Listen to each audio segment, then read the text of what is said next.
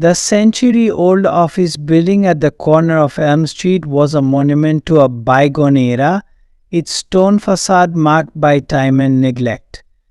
Despite its age and creaking infrastructure, it still housed a small advertising firm where deadlines dictated long hours. Oliver Thompson, a dedicated graphic designer, often found himself burning the midnight oil, driven by ambition and a desire to impress his superiors. On this particular night, Oliver was the only one left in the building. His colleagues had departed hours ago, leaving behind a sea of dark, empty desks.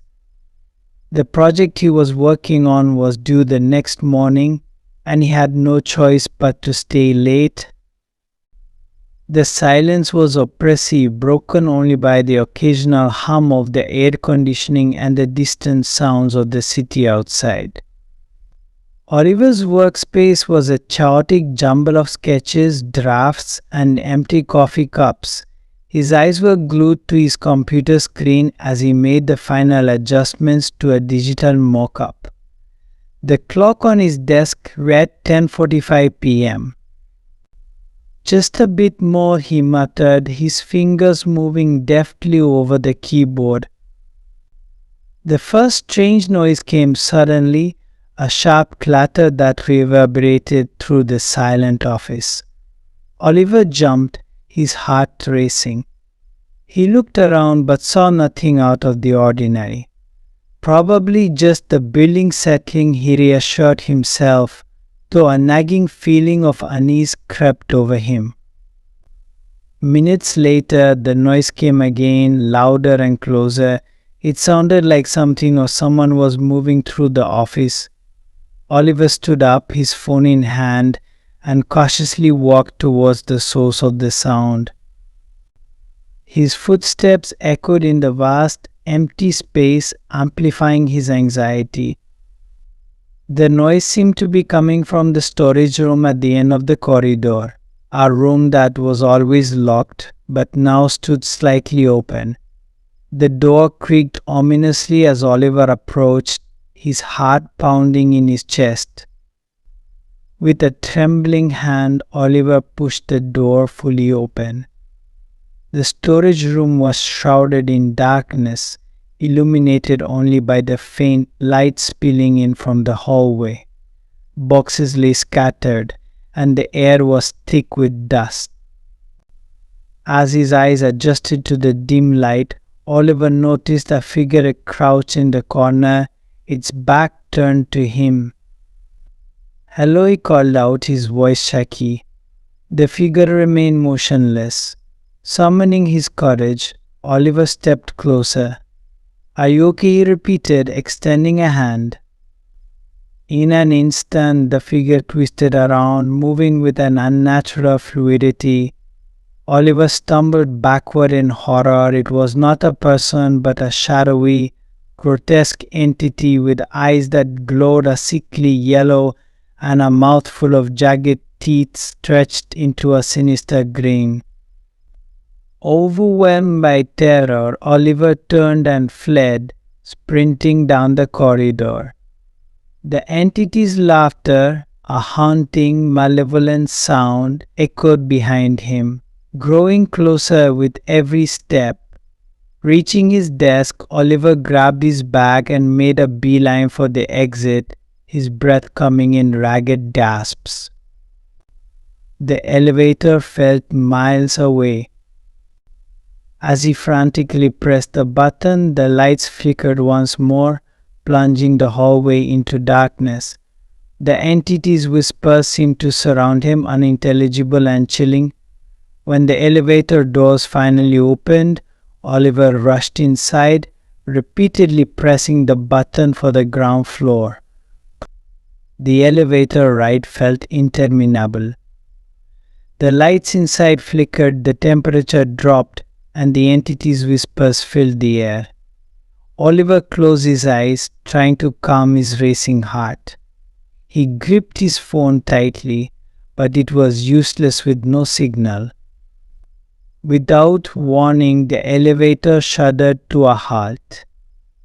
The doors opened not to the lobby, but to the basement, an area Oliver had never ventured into. Dim lights cast long, eerie shadows in the basement. The entity's laughter grew louder, reverberating in the confined space. Left with no other choice, Oliver stepped out of the elevator. The doors closed behind him with a finality that sent a chill down his spine. The basement was a labyrinth of old equipment, forgotten furniture, and oppressive darkness. He moved cautiously, the sound of his footsteps magnified in the silence. He could sense the entity's presence, its eyes watching him from the shadows. Desperation fueled his search for an exit. Ahead, he saw a door with a faintly glowing exit sign. Hope surged through him as he hurried towards it. As he reached for the door, the entity materialized in front of him, blocking his path. Its form was more defined now, a nightmare made flesh. Oliver stepped back, his heart pounding in his chest. "Why are you doing this?" he asked, his voice barely above a whisper. The entity's grin widened. "You are in my domain," it hissed. "No one leaves." Desperation gave Oliver strength. He grabbed a rusty pipe from the floor and swung it at the entity. The pipe passed through the creature, but the action seemed to startle it, giving him a momentary advantage. He dashed for the door, flinging it open and racing up the narrow staircase beyond. He burst through the door at the top of the stairs, finding himself in the lobby. The night security guard, dozing in his chair, jolted awake at the sound of Oliver's frantic footsteps. "Help!" Oliver shouted. The guard, seeing his terror, grabbed his flashlight and followed him outside.